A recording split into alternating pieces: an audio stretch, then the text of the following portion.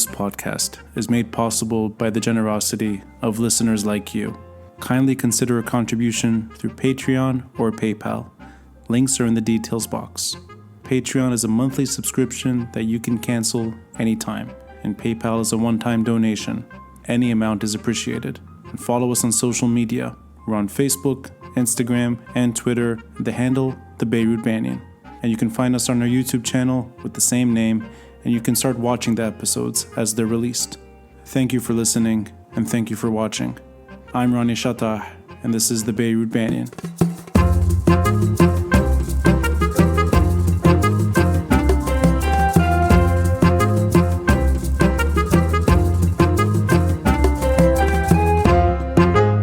I want to start off by saying thank you for something personal. In the 170 or so episodes I've done, I haven't had to cancel on a guest.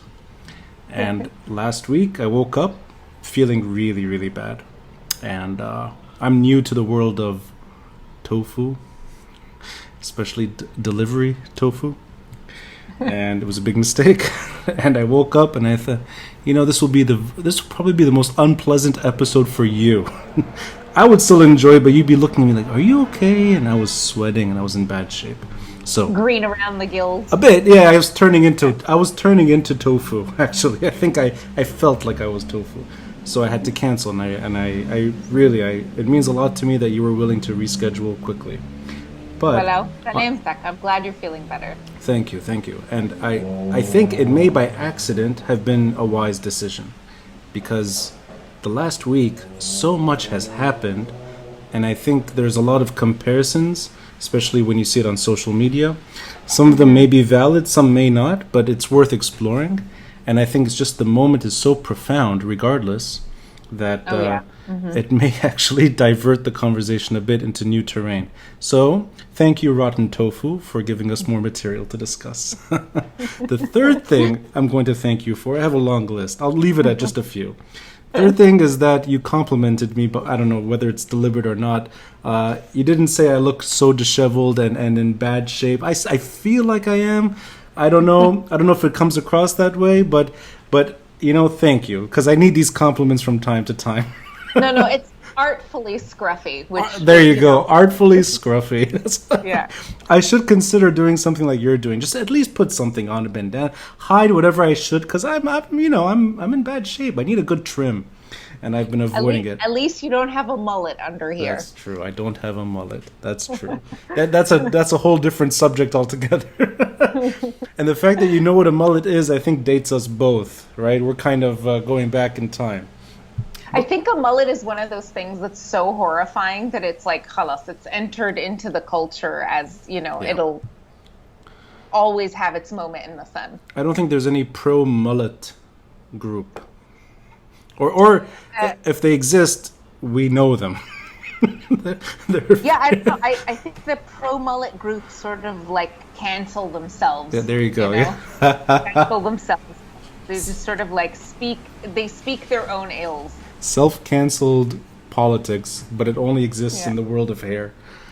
Can you hear that? Can you hear a dog barking, or no? Is the sound okay? No, I can't hear. Right, good. Yeah, the sound is actually pretty bad. Therefore, I can't hear the dog barking.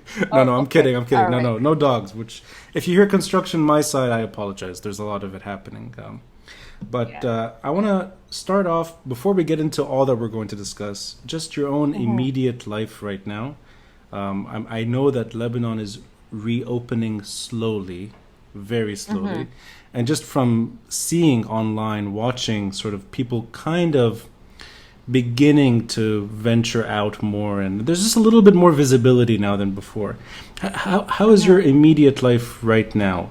Well, the thing is, I work from home, so the the lockdown, when it came about, it didn't change my lifestyle that much. Like both me and my husband work from home.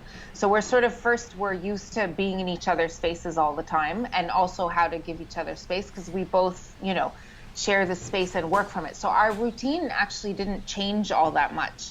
And it was funny because when it first started, I had some girlfriends kind of asking me like, how do you stay at home together all day? Like, how do you not kill each other? I was like, we've already gone past that stage. Like, we've already negotiated all of that stuff. And, I was it's like, hoping you were going to say, I already killed him.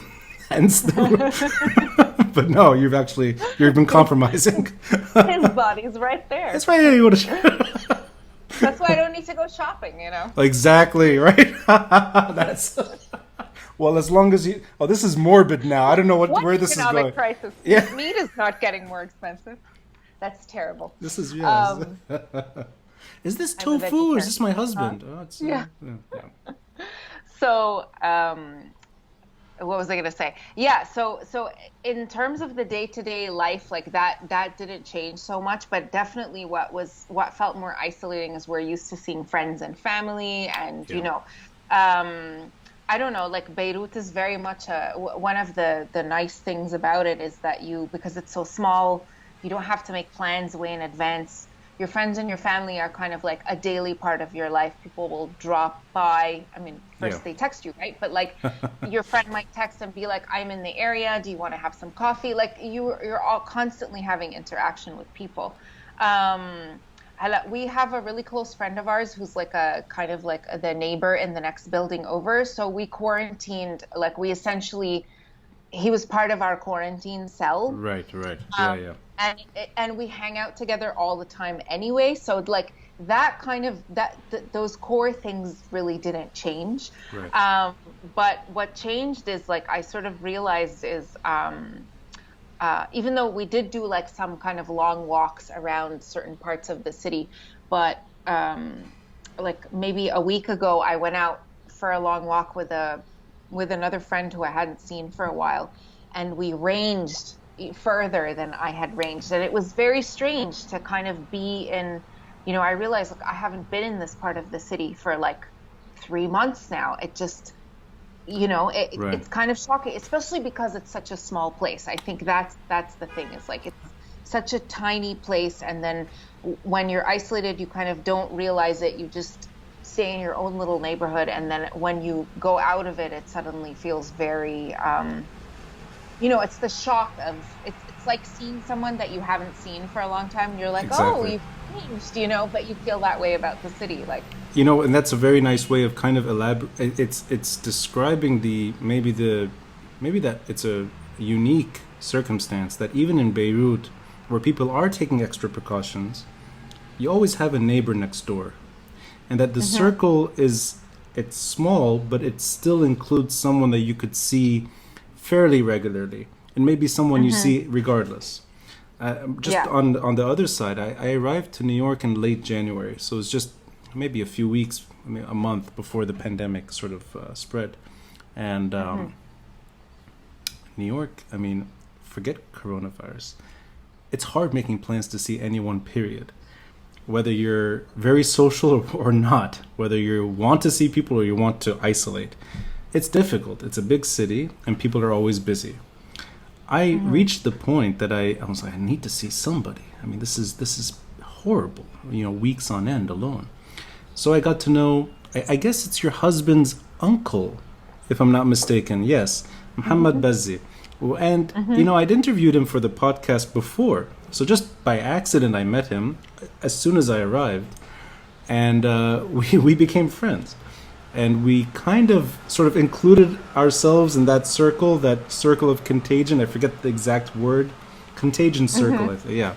And problem is, he lives across the city. He's not next door. So I have to commute to reach one person and see that person from time to time. I wish he lived just next door, or somebody was close that I could turn to regularly. But I did it. I would commute across Manhattan, spend an evening with him, and commute home, and that would be my social life. So I kind of I got to know him through the pandemic. I have a question for you. Yes, ma'am. Did you feel guilty commuting across the city to go see him? Guilty for bothering him? No. It's weird because like when the lockdown was at its like most most stringent, yes, right, and everybody was being super careful. Even seeing our neighbor Yeah. felt almost like like a dirty thing that we were doing in some ways because of the general climate around it. Yes. And it's funny because it encompassed this kind of moral panic with it as well, which you get caught up in it, you know. And now that we've stepped out of it a little bit, I feel it's almost like we were under some kind of, I don't know, like mind control, like not mind control, but there was some sort of weird mass haze that was taking place. Absolutely. Some people didn't get into this at all, but at one point I do remember feeling like guilty and weird, and then we talked about it, and it's like, should we keep seeing our friend? And like, it's just so, yeah, my question was, where I feel like in the US there was that a lot as well, and like, did you feel guilty about that, and like having yes. to commute? Yeah, there was a point, I guess it would have been March, I think in mid-March maybe, where or late March, I don't remember exactly when, but there was a point where everybody was kind of just staying home, period. That even those careful ventures outdoors was people were avoiding. I noticed Ana Muhammad, we were the only people at times in Central Park. And, this is before masks were becoming more common and more widespread. We both just got masks and went home. It's like, we're obviously not taking this seriously enough. And we did an episode about that, kind of the not appreciating the invisible danger, because we're used to visible danger, if that makes any sense. So we kind of delved into that, but we did it at a distance, 7-8 feet apart, and we took extra precautions. We kind of cleaned up the table. Yeah. So we did sort of, we made sure. But now, given that it's, I mean, whether it's safe or not, the fact is there are people back on the streets. And we're sort of, I mean, this is fresh. This is really the last few days, at a week at most. So I want to kind of explore this, but I want to start from Beirut. And I don't know if this is a feeling you share. October 17, and I mean, it goes without saying, it's just a magical moment, and that burst of energy, which leads to months of collective sort of, almost like the most social experience possible, where people are not afraid to be next to each other. People are, in a way, cramming deliberately and sharing an experience together. And you said it earlier, Beirut is a small place. It can be very cramming at times. The limited space regardless to do anything you want, and people were taking full advantage of any space possible and expressing themselves. So I saw this, I was there, and I mean, Martyrs Square, certain days, certain evenings, it's not just euphoria, it's almost like turning the page and sort of getting to know each other once again, in a way. And then, it's coronavirus, which in its essence is something that you are forced to stay away from each other. And that's it. You cannot do that without sort of spreading the virus or risking spreading the virus. People go home, and then it's silence. That in itself is already a roller coaster, sort of euphoria and then quiet. And then, now, this upswell again. And I think I'm tired. Now, I can appreciate the positivity of the moment, and I can see it sometimes from my window here, and I can go and experience it, but I think I'm exhausted, because the highs are exhausting. They're not just, it's not just positive energy. It takes some energy to express all that positivity. And then the lows are very low, and I think I'm worn out. Now, I just want to ask you, because this is something, it's an emotion that I think you've eloquently explained in various ways, and most recently was a LitHub piece. And I'll just sort of reference it here, and I'll link it to the episode in the details box. Letter from Beirut, from revolution to pandemic. I'm just going to add one thing, from pandemic to whatever is going on right now to protest. And it's sort of... I would call it revolution as well. I mean, revolution to pandemic to maybe back to the revolution pandemic. I don't even know what to call this, but you spent, I think, a lot of time and a lot of effort in reflecting on your own immediate sort of life and what's been happening in Beirut in a diary form. Are you tired, given that there's these sort of waves of protest and then going home and sort of staying alone, isolating, going back out, probably going back home, that kind of recurrence? Financial stuff we can get into sort of later. I know it ties in naturally, but just the emotional scale. Does any of that resonate with you? And I know that you're in Beirut still. I know that Beirut has its own sort of momentum. But does any of that feeling of just sort of exhaustion resonate? Yeah, I mean, I was freaking exhausted. The thing is, like, we were since October 17th, we were out on the streets for the first 2 months pretty much every day. Yeah, almost every day. And like, obviously, you would go home, but like, let's say the first 2-3 weeks, it was just, you go home, you like wash up, maybe you eat, you go back out on, like, you're just out in the streets all day. And it was like very sustained action.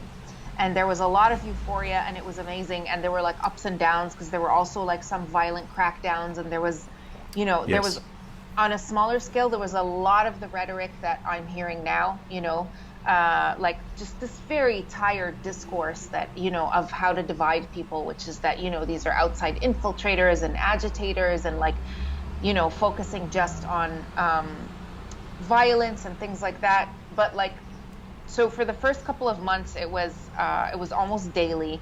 And then we had weekly march. There was like several times a week.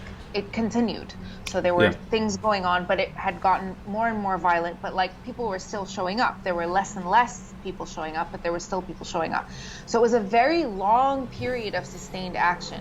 And it was incredibly exhausting. And at the same time, also, you're kind of seeing it crumble away from you little by little. Like, they vote the new government in, that it's like, they're just the exact same people, just with like, it's like tier number 2, right? It's like the helpers of the guys that were there before, but every single one of them, who their political backing is, what political parties want them in power, that nothing's changed. You still have to keep going. So frankly, when the pandemic came, and I'm not the only one who felt this way, it felt like the part of the relief that I described there is like, oh, good, like I can just like stay home now. Like, I don't have to go out in the streets. Because there were times also when I was like really tired and like sort of struggling with depression, and where I'd like force myself out, and then I think, do I want to go? Do I not want to go? And like every single time it was like this huge, towards the end, it was almost like an existential, like, do I believe in change? Is this going to make a difference? Like, get off your ass and go. And like, it was like every time I sort of had to ask myself, like, do you have the courage to like put your body where your ideas are? And, and sometimes I really didn't want to. And then I'd have these talks with myself. Well, if you don't want to, then what you're saying is you want other people to fight for your rights, and you want them to get exposed to danger, and you want them to get tear gas so that you can stay at home, but they can, So it was just a constant sort of fighting with myself. So when the pandemic came and it was like, all right, lockdown, and like, there's no more, there's like, khalas, there's no more going out onto the streets. There was a part of me, obviously, that was disappointed, because I think I talk about it in this issue. There was like a really big sort of action that we were all gearing up for, and I was starting to get like, okay, like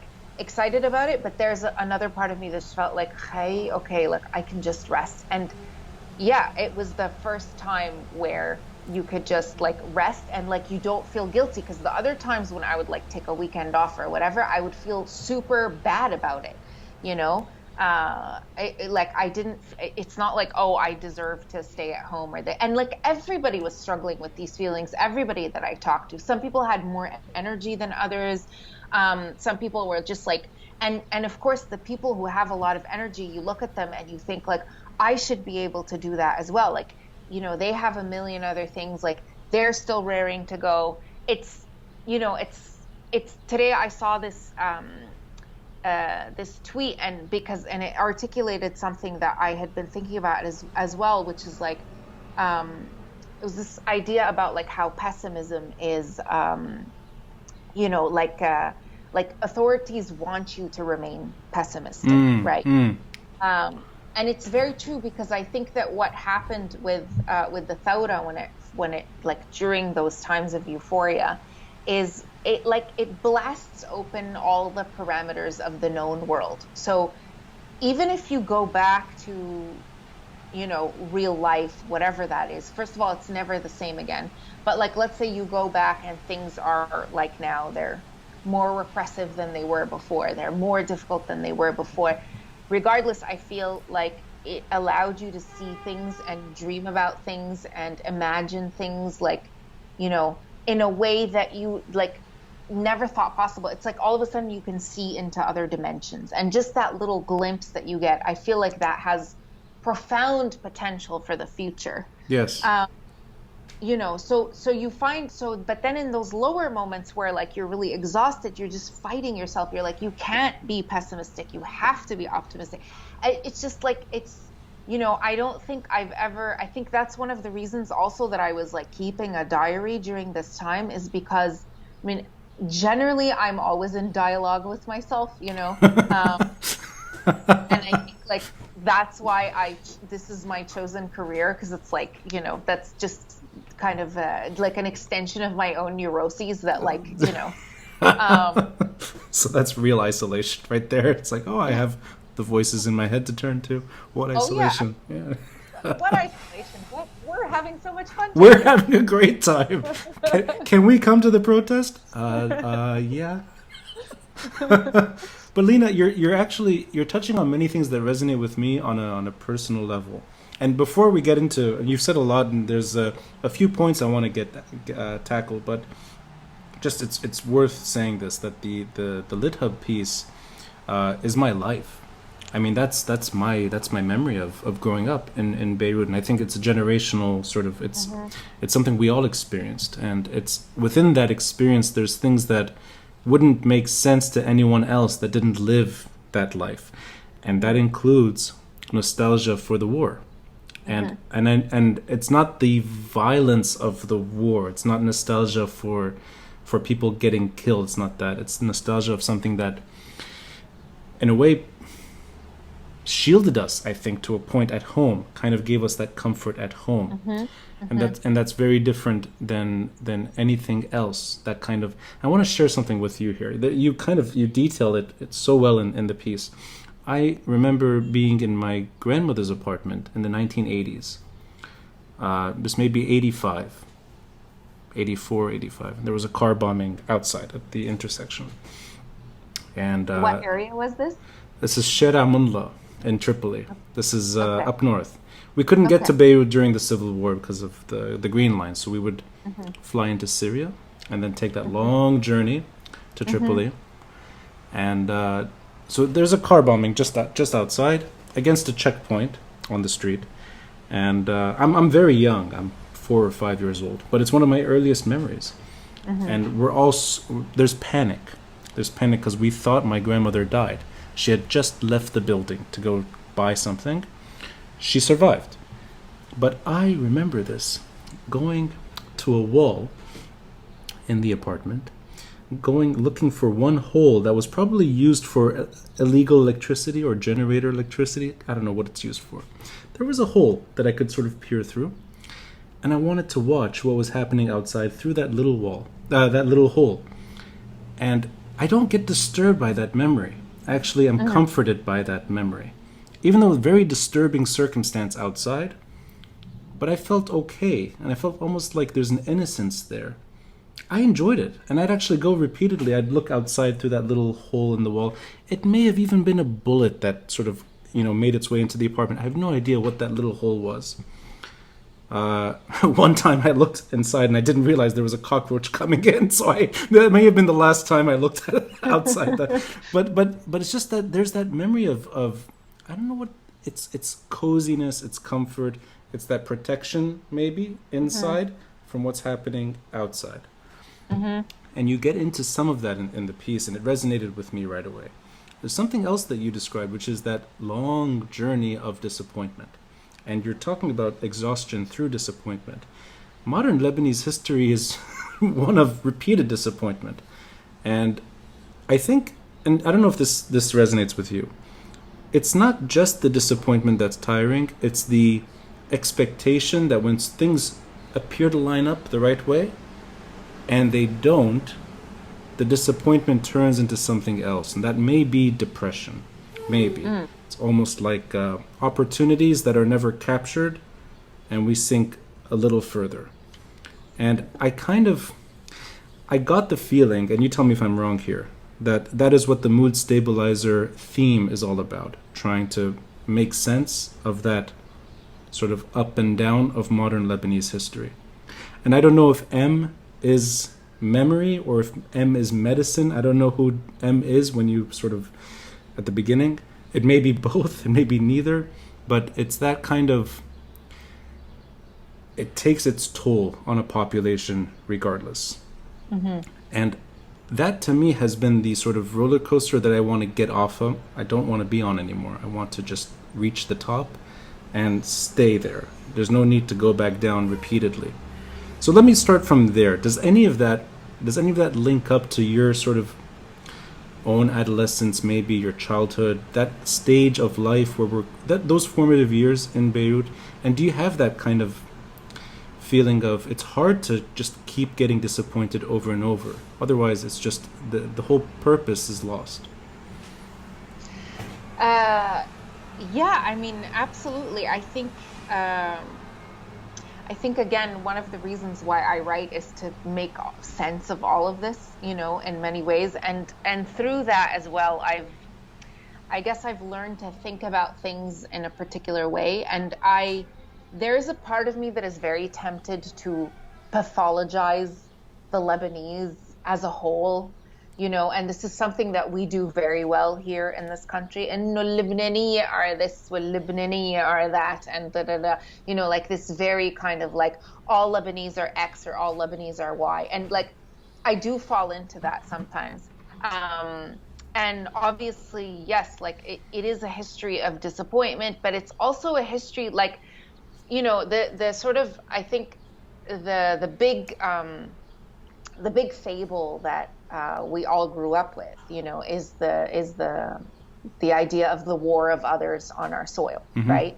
That we lived this 15-year civil war, and it's a civil war, but it's the war of others. We were not responsible for it. Other people provoked us, and like, there's vastly different narratives that everybody has about what this civil war is, right? Yeah. Just like there's vastly different narratives of how people look back on the war. Like, it's interesting, you and I were children during the war. So there is this idea of like childhood and comfort and being indoors and, but the people who are my friends who are slightly older than me, who experienced it as teenagers, are nostalgic for the complete excitement of being a teenager against this like lawless backdrop. Right. Right. Where you could do whatever the fuck you wanted. It was like cowboys, Wild West, like also depend if you're a boy or a girl or, people of my parents' generation have different memories, right? So it's already very varied that way, right? Sure. And that's normal because it's like a good chunk of our history. It's 15 years. It wasn't like 1 or 2 years. It was, it was like, and when it started, everybody had this thing of like, oh, it'll be over any day now. Yeah, any exactly. Day now, yep. Any day now. And then, 15 years pass and like, so. Any year now. That's really what Yeah, absolutely. I'm going to come back to this, to the idea of like pathologizing, but I think partly also is, this myth of like the war of others on our soil. It allows us to kind of innocent ourselves from war, and when people say Lebanese are this and that, they usually don't mean themselves. They mean those other Lebanese people, right? Like, not me and my friends and family. We're the ones who see the Lebanese for the crooks, liars, pieces of shit, I don't know, harabi, etc. Like whatever it is that you have. And so we excuse ourselves and we recuse ourselves from like, that. And at the same time, it's almost saying like, we're just like this. We can't help it. Yeah. We suck in all of these ways. Right. And, Yes. and our society sucks in all of these ways. And what I thought was so beautiful about the Thawra is it blasted all of that into smithereens. Like there was a while where, it's actually kind of hard for me even to talk about it or to think about it too intensely without getting very emotional, because I'm just very moved by remembering that, and I'm very moved by remembering the fact that like we still had all of our social ills. We still like these problems did not go anywhere. We have like major structural inequalities in the country. We have so much shit that needs to be reformed, and we're all complicit in it in so many various different ways, right? But there was a point where people were like, all of these myths about the Lebanese are this and the Lebanese are that was no longer there, and it made me realize that these things that we tell ourselves that we are X and we are Y, they're ways to sort of keep ourselves kind of locked into a particular reality where then we don't need to change it because this is who we are, Right. So we don't need to try and but be better. So the justifications were shattered in that sense. The sort of those knee-jerk sort of justifications that this is why things are like this. Those were thrown away at that. Yeah, partly that, but also what was thrown away was the idea that we can't make any change. Right. Like we can't make any change because our country just sucks and we suck and we're sectarian and everything is horrible and that's the way things are. And the Lebanese are sectarian, right? Like I'm not, but the Lebanese are sectarian. So, right. it's so I think what shattered was like, it's like, no, we don't need to, like, we can make, like, things can change and they will be difficult and they will be like, the road is long, but like, we saw a glimpse of the possibility of that, Yeah, and I share that sentiment that the possibility for change was at its peak for the first time in my lifetime. I mean, I don't think, and it'll be hard to recreate that kind of sentiment. It doesn't come out superficially. It's not a forced emotion. It just sort of bursts on its own. And I mean, we did capture that moment. But I guess and I don't know if it's maybe it's memory of disappointment, or maybe it's actually the fear of something else, which is something I want to get into. That violence, and I'm going to use the word carefully here. Violence in the loosest definition, not trying to sort of position it in one element or another. Just the images of violence, whatever that is, that's always in the background, and I think that includes the Civil War generation. Maybe a little less so. That tapers off in the post-war generation. It kind of accelerates upwards the earlier you go. So grandparents are the most reluctant, usually. Parents tend to have some caution. Our generation is testing the waters. And then the youth, and I'm sorry, I don't mean that we're not young, but we're not 18. It's all right. I own it. We're not 18. We're not born in the 21st century. Let's put it that way. We're born in the previous century. That the bulk of the youth don't care. It's like get over it. Don't worry about this stuff. We're better than that. This doesn't mean, quote, civil war. This doesn't mean that we're going to collapse. I guess that I'm going to take the New York example and ask if this relates to you. I have that same feeling here. And it may be a flaw, where I look at the need for change as something healthy. The positivity of the protest movement is very attractive. It's seductive, actually. It's seductive. And the unifying message is so sort of justified that there's no need to even question it. But then you see the looting, and you see that kind of violence, and I have that hesitation. And I think it goes back to memories of Lebanon, I think. And I kind of, I stay away from it. I don't engage. And I had some of that in Beirut. Whether or not I was siding with the ultimate goal, I did have that reluctance when I saw it. Like, more than reluctance, actually, it's like I don't know if that's the right way. Kind of severe Apprehensiveness. Yeah, I think it's a number of things that kind of line up at the same time. And I don't know if that's a bad thing or if that's just a natural reaction to having lived through the other form of violence, which is the Civil War era violence, which is something that I don't think anyone really wants to relive. That's a different type of violence. So that the linking, I guess, does that resonate with you, or do you see it differently? Do you see that there's the sounds of New York? I'm sorry about that. It's happening every It's all right. Yeah. Do you see that linking is wrong? That one should be able to break out of that sort of that you should be able to tolerate that kind of violence, and at the same time appreciate the larger goal.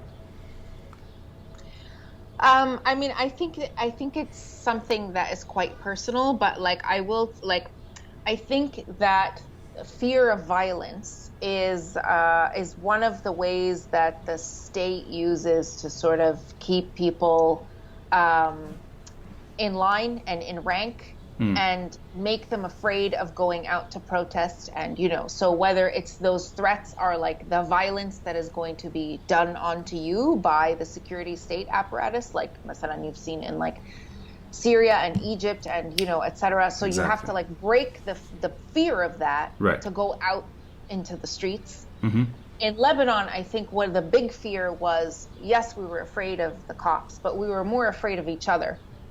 And we were more afraid that we were going to devolve into violence and that this would lead to another civil war. And I know there were people, I didn't feel this way, but there are people, again, of my friends who are slightly older, some of them were really panicking.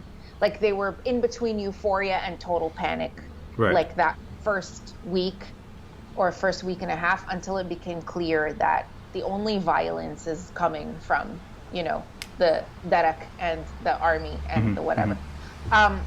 Personally, I don't consider looting or quote unquote rioting violence. I don't think violence done to private property is violence. I think looting is actually pretty, like there was the looters in Beirut, like the first couple of days, who went into the Puma store downtown. Yeah.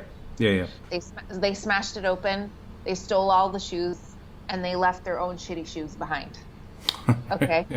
And I think that's beautiful. Like, I really, I'm not glorifying violence, but I do think that like the violence that is much more frightening is the violence that comes from the state's crackdown onto people. And I think that the kind of like when you see attacks against like big chain stores, or like here attacks against the banks, or these are legitimate symbols that people like are enraged at, right? Because there's spaces that have shut you out, or there's spaces whose like, it's like here, you have cops guarding the banks, who will then crack their batons down on people's heads.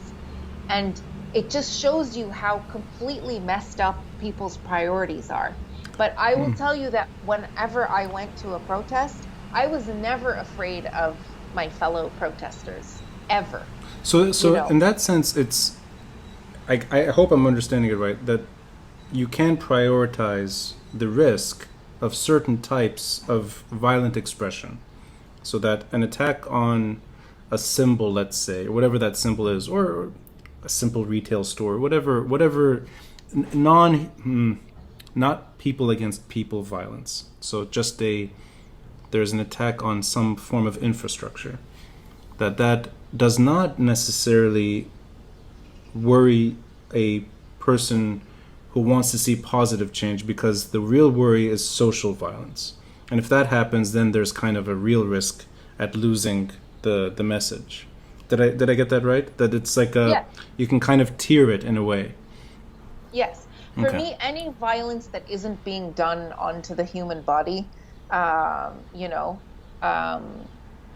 you're throwing water bottles at cops, but like any violence that isn't being done onto the human body is, it's not that it's like justifiable. I don't even think, I think that that question of like, is it justifiable or is it not? What you have when you have a spontaneous uprising, when you have a moment of revolution, it's sort of like all bets are off, right? Things explode out of it, and like whatever legitimate feelings that people have, they are going to explode outward, and they are going to be expressed in certain ways that are peaceful, certain ways that are not peaceful, but like these are all legitimate expressions of, you know, like it's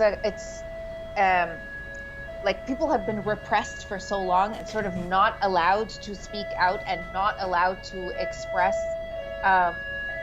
their legitimate aspirations for a different kind of life. So loud. I think it's louder for me than it is for you. Yeah, But no, but it's, I mean, yeah. It's since coronavirus started. Yeah. what I think is really interesting about the Lebanon protests, to a large extent, is we've had waves of protests before. They were never big enough to be called a thawra, ever. But there were like the protests in 2015, there were protests in 2011, there were the protests in 2005, which I'm not going to get into that. Even in 2019, you know, in October 17, that entire summer, there were like these protests that were taking place in the Palestinian camps, and labor strikes, and, you know, against the labor laws that we have that are like very aggressive and terrible. So there was a lot of momentum there. There was, you know, there were things that were building. People were, you know, people were sort of starting to come to a point where they were fed up. So because I think there were these protests before, this idea of the outside agitators and the idea of like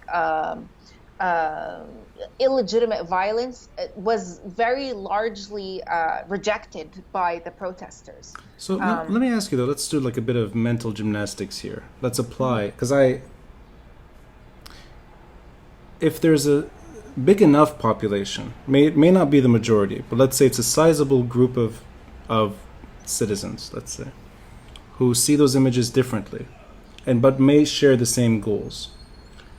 What could be done so that disappointment does not recur? And I guess the question is, so that we see that kind of momentum stick and turn into something for the better, positive change and permanent change. Do you sense at all that those images, justified or not, or forget the justification word altogether, those images, period, do they have a way of turning off enough people at any given moment where that the protest movement kind of diminishes naturally? Only because of that sort of instinctive reluctance on some people, or let's say a portion of any movement that may not want to sign up to that kind of expression. And I guess the question is more than just the natural decline over time, where people do go home at some point. I mean, October, November, December, January is very long and it's tiring. It takes up a lot of people's energy and patience. But that violence may contribute to that in a way that is counterproductive to the larger goal. Whether it's here, whether it's in the US, whether it's in Lebanon or anywhere. Mm-hmm. Yes, violence is exhausting. But again, and this is something that I'm very far away from the US. I have friends who are there, and I have friends who are going to protests and who have been talking about what it's like. I also see from my Twitter feed that largely they've been very peaceful. And they've had that sort of same euphoria and excitement of people coming together, and like just that incredibly beautiful feeling of people coming together. And, you know, and this was happening to me, like in the beginning, there were like lots of people, including my family, like my aunts were coming to the protests and my cousins and things like that. And then as time went on, and then it quote unquote became more violent, they were like, we don't want to be part of this, like this is sort of veering off course, and etc. But what had changed was not the protests. It was the way that the media was covering the protests. At first they were a little bit gung-ho. All they were seeing really was was when it devolved into violence. And when it devolved into violence, it was because the cops were making it they would just decide at a certain point, now is the time to crack down. And they just like, the tear gas would start falling, the rubber bullets would start flying, everybody would start running, and like, and so I would leave at that point, but many people would stay and sort of like do this thing. It's called kerru fer, which is what they're trying to do, is like you leave and then you come back. And people were sort of playing these games with the cops, but it's also partly because it's like they're doing this to disperse you and they want you to leave. So this is when the fight starts, is like you stay, you stand your ground, you make them sort of have to fight you for a very long time. Right. But what I want to say is like, so my aunts would send me messages and be like, please stay safe. It seems very scary, et cetera, et cetera. And a lot of times it was not scary. It was not like what was happening was not, they had an idea now of the protests because also of this, like another thing that they bought into, and a lot of people here bought into, was that narrative of the outside agitators. Because in Lebanon, it's like, that is the thing that that everybody is most afraid of, right? Because, in other parts of the world, people might laugh at conspiracy theories, but like, we live them here, and not just like Lebanon, South America, whatever, yes, like the U.S. has funded, regime changes and this and that, and like violent extremist groups, and Iran has funded, et cetera, et cetera. So these things are not that far-fetched. So when they start using that narrative of outside agitators, and then people are like, oh no, I thought this was like a revolution for Lebanon, I want no part of this, and then they start to like leave the protest sites. So I think it's a combination of exhaustion. It's also and partly is like what the media tells people, because the state is not interested in having you protest. That's not what they want. Of course. Yeah. So for sure. Going to use everything in their arsenal to sort of disperse it. But like, yes, middle class people, they are going to be uncomfortable with the violence. I mean, okay, but you just I'm glad you, in a way, you phrased what I was trying to say in like 5 words. That which tends to be the sort of determining group in most circumstances, that if they move a certain direction, by default, things do kind of fall into that whatever direction they're moving. And I know this is not a scientific sort of, I'm not thinking of it academically here, just in terms of, it's a big enough size of the pool that if they don't see it a certain way, it's all the more difficult to sort of attract people towards that. So yeah, the discomfort from that middle class, or I always see that is a big hurdle to overcome in any protest movement. Of course, and that could be here too in the States. I mean, this is not a sort of a special thing for repeated demonstrations in Lebanon, but anywhere that becomes a big challenge. Yeah, absolutely. And I think it will happen more and more in the States. I mean, right now it's in the very like exciting early days.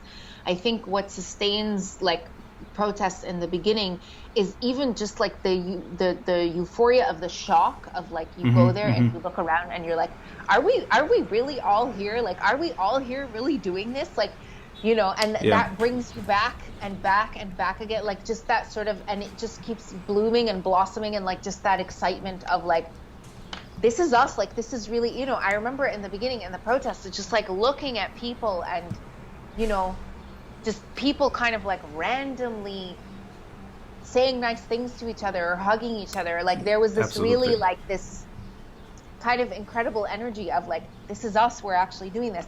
And like, yes, but as time goes on, I mean, how do you build sustained movements, right? There's people who are organizers, who are like really good at this stuff, who think about these things, who kind of, I mean, you groups are formed, coalitions are formed, different kinds of things.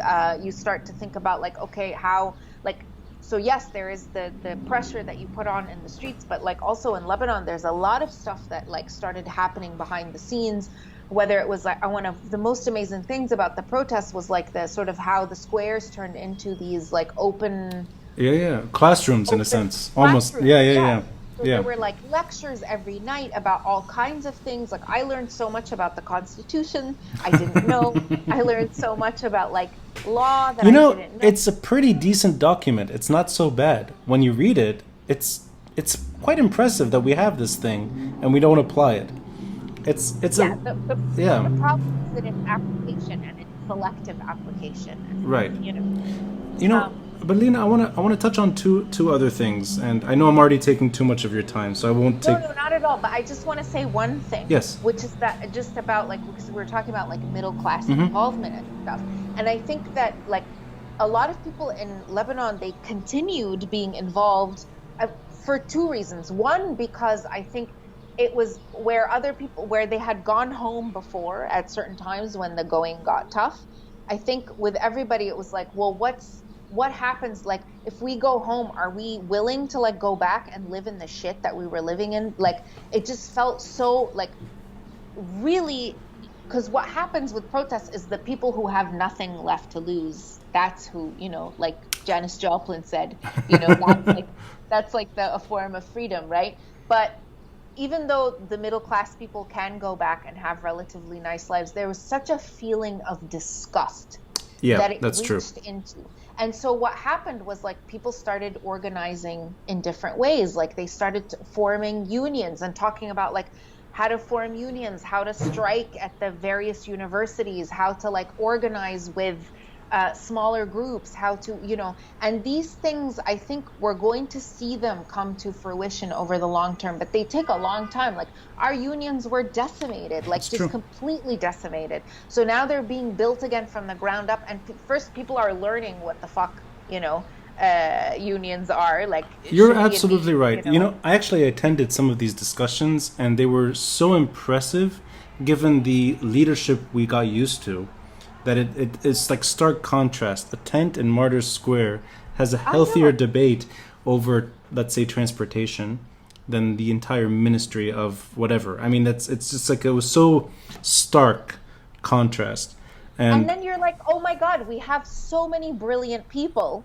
And like we've just been caught up in this narrative and ما في حدا yeah, بلبنان. There's nobody in Lebanon. Like no one's qualified. And then you go to these lectures and you're like, it's like so many people are qualified. So many people are fucking brilliant. So many people know what they're talking about.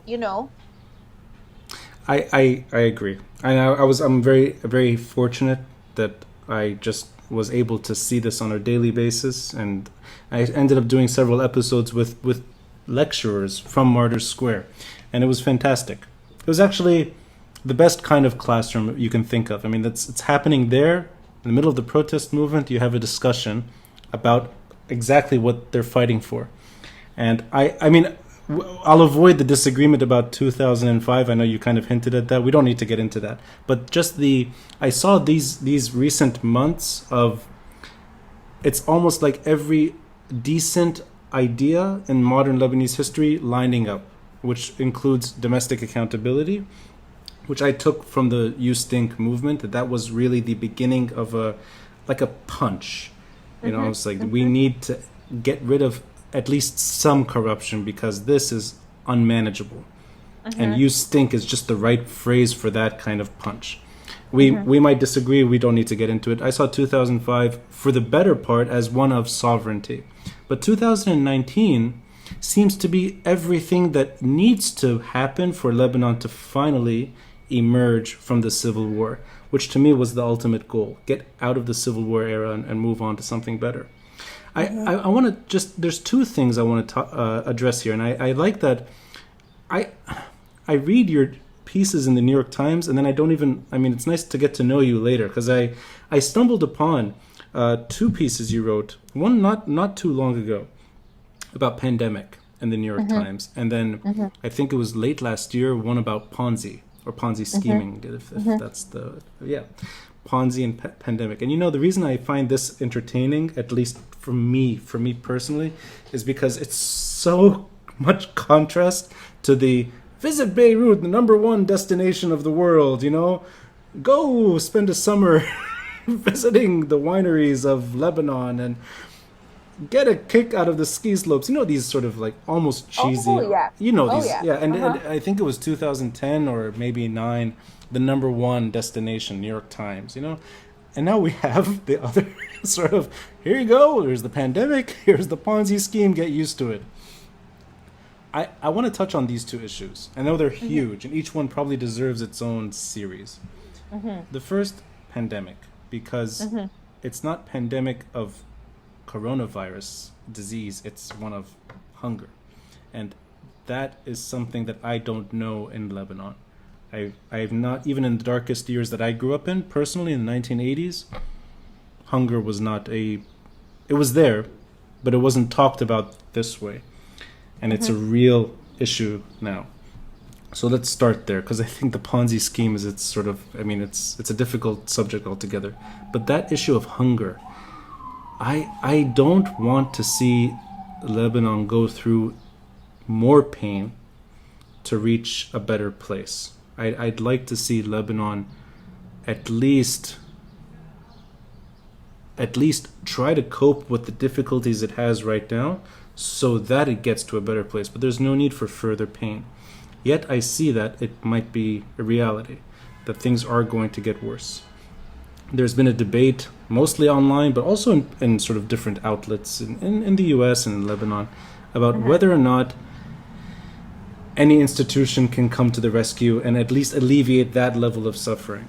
And I don't know if there's any other way out, that whether Lebanon can handle that kind of pain on its own. And I just wanted to know your reflections on that. We know that there is serious economic pain. We know that hunger is a reality. Is this something that the Lebanese should turn to from outside for help? Or is that part of the problem? That this is not something that you should look away from. You should kind of deal with it. If it hurts more, it hurts more. But focus in. The way we've been trying, I guess, for the last few months. Domestic accountability. Forget the foreigners. This is all about Lebanon. So just maybe your own personal reflection on that. I don't know, like, well, you're talking about pain as like an emotional thing, but more like a physical, almost like that this is going to hurt literally. I mean, this is real, but also sure, emotional, of course. Yeah. No, but what I mean is like that pain is not an abstract thing. It's made up of like 1,000 different cuts, and they're all things that can be firmly placed at the feet of the government. Like, it's not. That's what I mean. It's like this idea of pain. It feels like such an abstract thing. Like, should we hurt more? Should we not? We are heading into disaster because we have people who have firmly placed us in the maw of disaster because they do not give a fuck. Because they have spent years lining their own pockets, fixing the banking system to benefit them and their cronies, setting up a system that is just all nepotism, all sectarianism, all, and basically like it's sectarian capitalism where the wealth is in the hands of a few, which is the way the whole world functions. But here it's so insidious, and so like the level of corruption that exists is like عينك عينك بكل عين وقحة, with all rude eye, as they say. Like you did it with the accent. Now it's legitimate. Yeah. I love the one-to-one translation of like Lebanese idioms into English. It's just like, it's so dear to my heart. But anyway, like, it's just incredibly shameless, like beyond shameless kind of corruption, right? That exists. Yeah. And if you talk about it, you can have like a fucking a politician who gets mad that you wrote something about him on Facebook and get you like hauled in for questioning before the general prosecutor. Of course. And that's happening more. It's increasingly happening. It's happening more and more. Absolutely. Yeah. So it is, it's not like this abstract pain. It is like a very deliberate scheme. Okay. So what happened was we knew we were heading into disaster. We knew that the economic collapse was coming. You know, we knew that all of these things were coming, and they did not. And even with the train coming towards us and everybody going, we're on the fucking tracks, they stepped off of it and they took like the weakest members of society, you know, and the people who are most vulnerable, and, you know, them in their body armor, they stepped off and they put them in the oncoming light of the train. Like, this is the solution that they have found now with the banks and everything that they've done. Essentially, because the people who like have the most don't want to have what they call a fucking haircut. They're amputating people's limbs instead. You know, if you want to take the metaphor that way, people are having their limbs cut off. Like, the people who are paying the highest price for this are the people who, like, the less money you have, the poorer you are going to be, because of the way that they have set up this so-called rescue scheme. So I don't know what happens. I was reading this thread. Actually, there's something called the Synapse Network. They do a lot of really interesting, I've seen this, research stuff. Yeah, so they had this thread about like actually what Lebanon would have to do to qualify for an IMF loan. Yeah, I saw this actually. Yes, yeah. You kind of read it and you're like, I kind of wish they would. You know, yeah. It's you know, because there's so much accountability that they are going to have to provide. Right. To show that, like, okay, there is not a single cent that is going into their pockets. They cannot do this. Of course not. You know, they cannot do this. Yeah. The system has been set up in such a way that, like, corruption is endemic to it. You know what I mean? Right. Like, sectarianism and capitalism are like so, like, they're just like rotten fucking barnacles to each other. It's okay that I'm swearing so much, right? It's not a... I have done 170 episodes. I think, this is the one that will get flagged, but that's okay. It's okay. It'll just have a little parental advisory. I've counted them. I think we've hit 15, but that's okay. That's okay. It fits the moment. There are people that are... I mean, we know people that curse far more. So that's, It's just, don't get me started about the Lebanese government. No, but sorry, I just want to... Maybe I asked it maybe the wrong way. I guess I meant in terms of just that severe issue, which is, it shouldn't even be a political problem. It's starvation. That kind of, that potential reality that we may see happening in Lebanon for enough people to go into hunger. Is it something that I'm getting from you that the regime is so incompetent and so corrupt and so... Oh, no. They're very competent. They're very competent at keeping them and their cronies happy. They're not incompetent. They are very good at what they do. Very good at impoverishing people. And hunger is political. Hunger has always been incredibly political. That's why certain people go hungry and other people don't.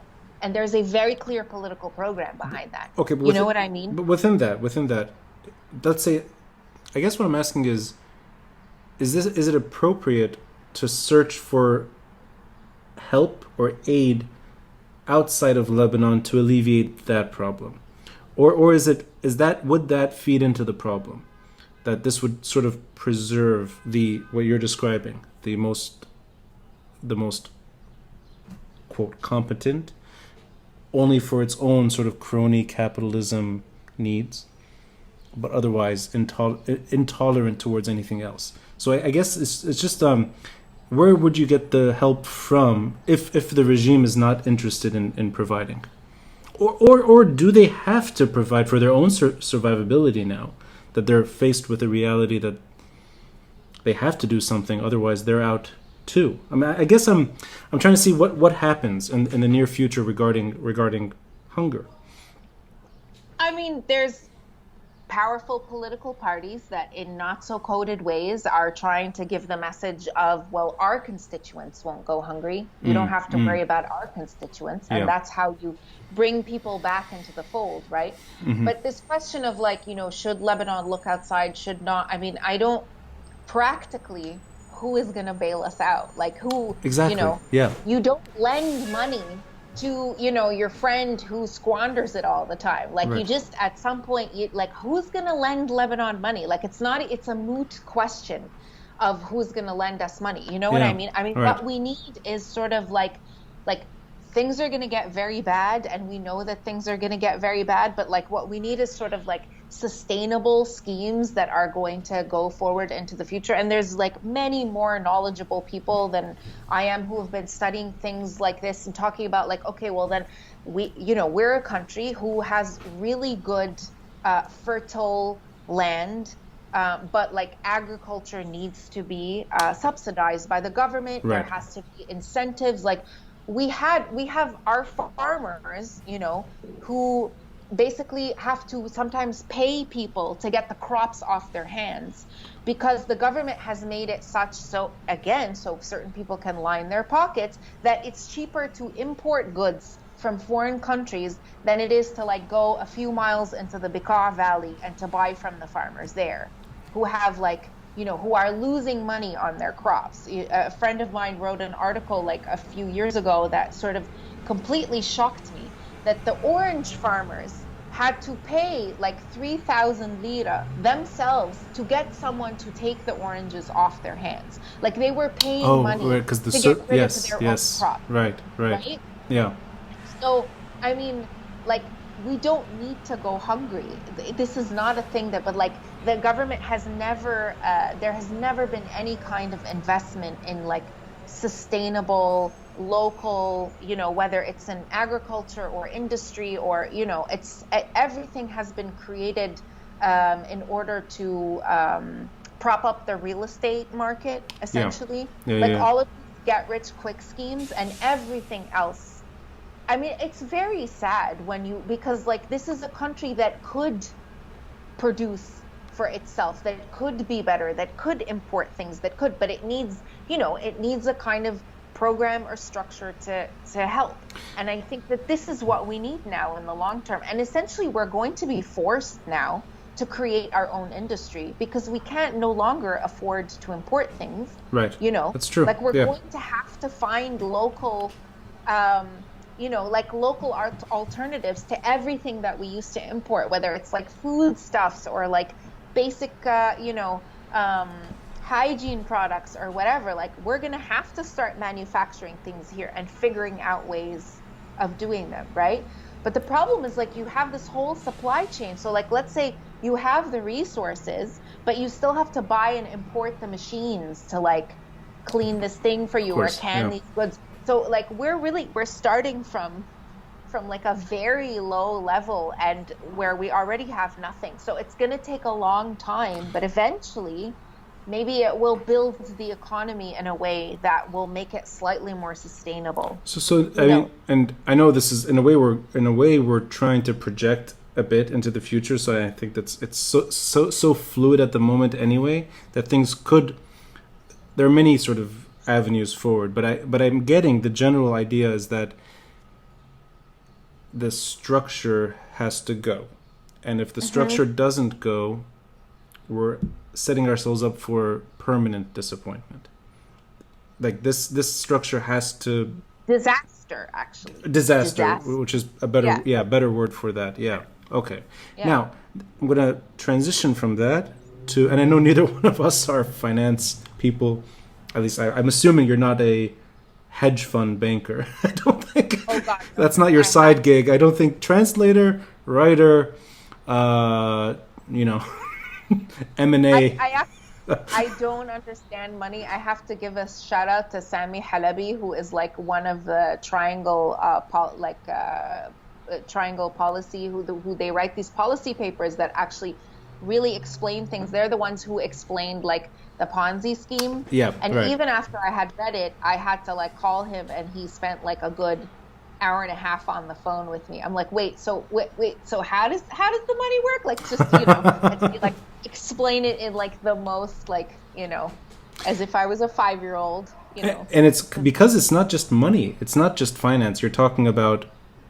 It's everything. It's politics. It's so abstract. But I mean, like the actual money and the Ponzi scheme, it's just completely abstract. It's like, let's make up these funds and pretend they go in here, and on paper you have that, and it's just like, it's just totally abstract, and like interest rates and this and that, and like, yeah, it's just. But with the working knowledge that we both have, and I guess, I mean, just the fact that you're so heavily invested in this moment, you have to have a working knowledge on some economics, because the core issue, I mean, I try. It's just. yeah, no, but and I guess, I mean, it kind of goes back to the beginning, which is, I mean, I don't know if this is an appropriate example, but oh, his name now escapes me. George Floyd. George Floyd.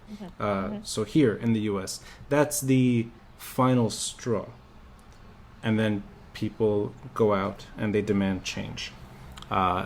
So there's a bigger purpose now.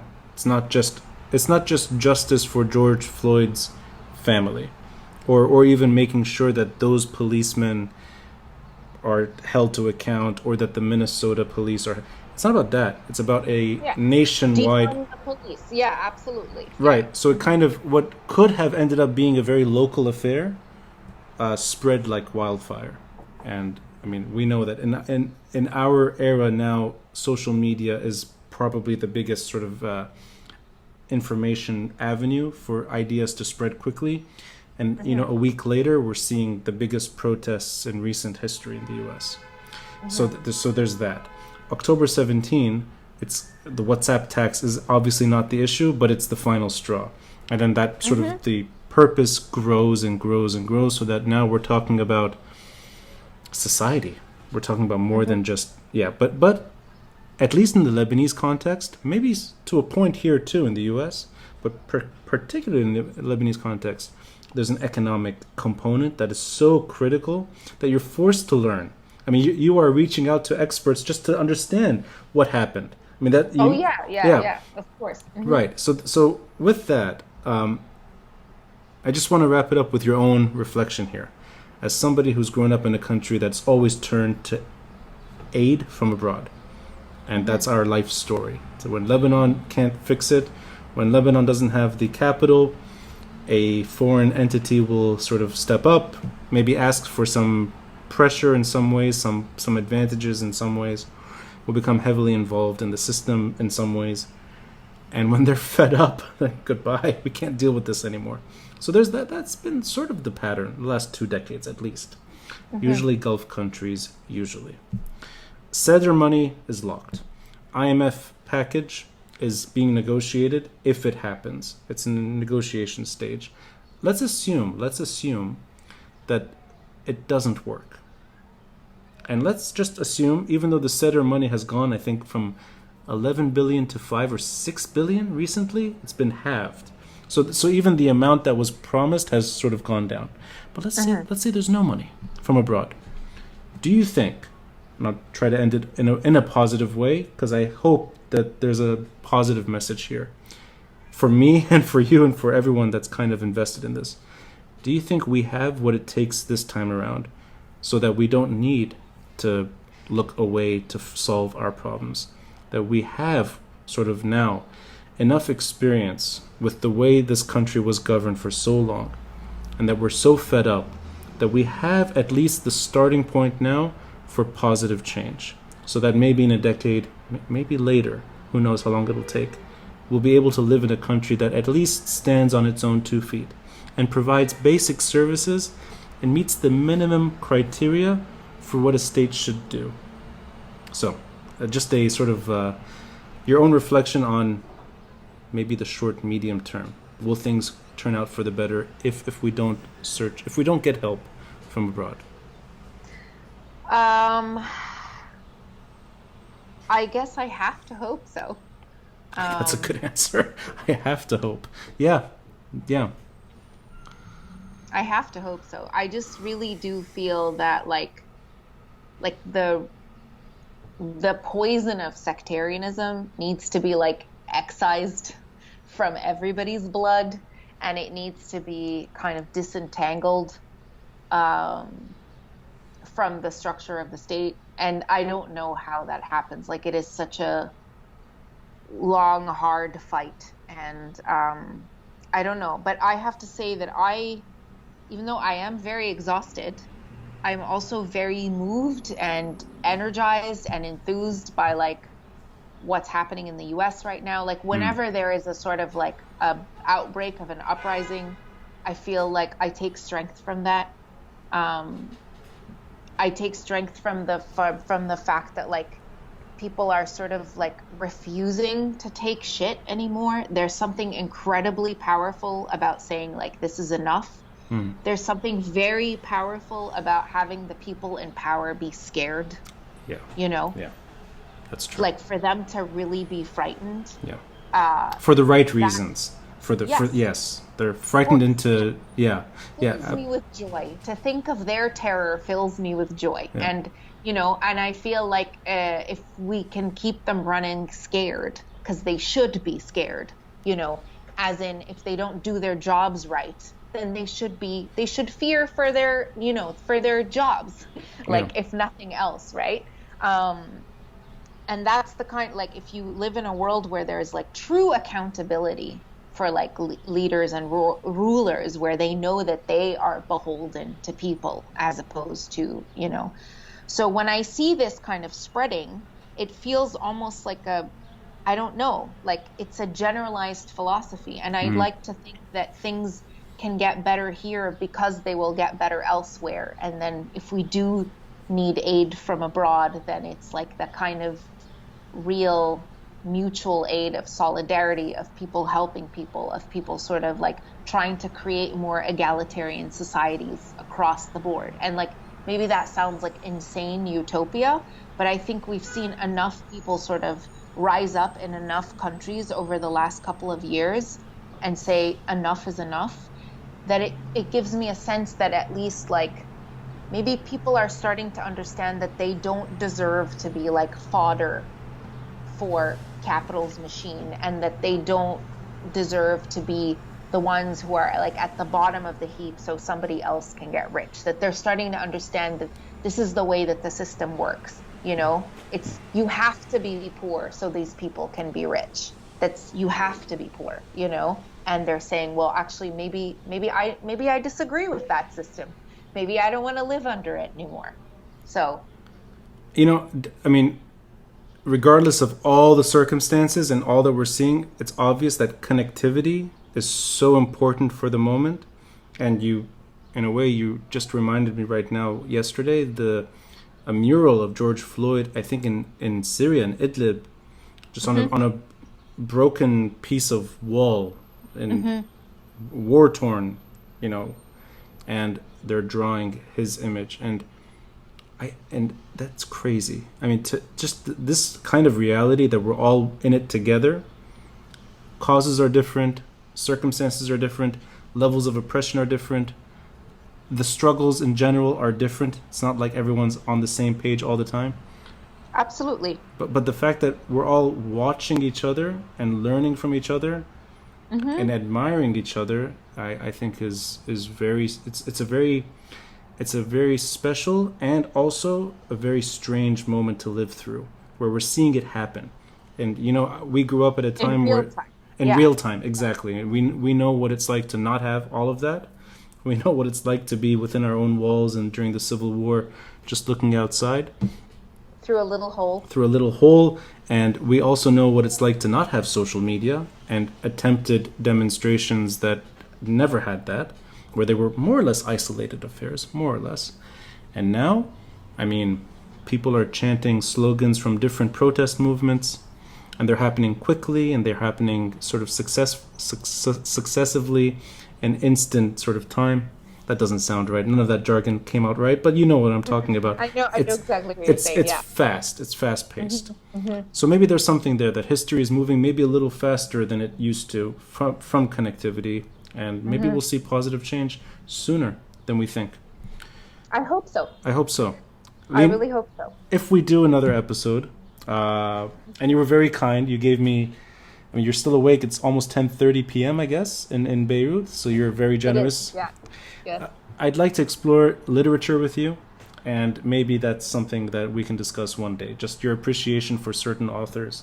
And I've heard you sort of talk about that kind of. It's a different topic, but it does feed in. It does actually offer some words of wisdom for what we're going through right now.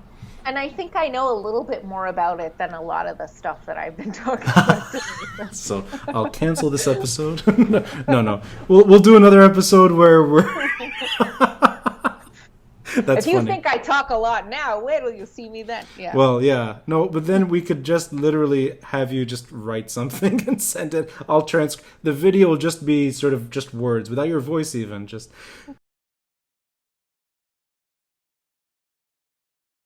Oh God, no! Is that what I sounded no, like? no. That's terrible. No, I'm kidding. I'm teasing you. It's terrible. Lina, thank you so much. Thank you. Thank you for having me.